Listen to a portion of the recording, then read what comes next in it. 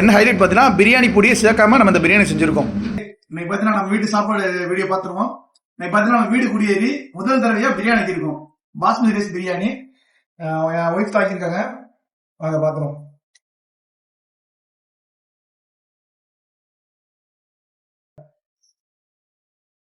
Okay, next பார்த்தீங்கன்னா onion raita.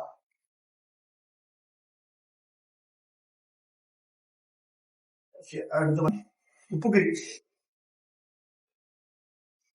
பட்டை மிளகா போட்டு அதை ஒரு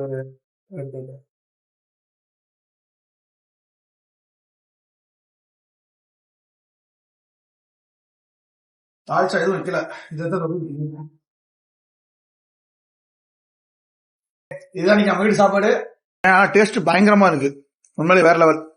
இதுல என்ன ஹைலைட் பார்த்தீங்கன்னா பிரியாணி பொடியை சேர்க்காம நம்ம இந்த பிரியாணி செஞ்சிருக்கோம். ஒரு புடி, ஒரு கடி,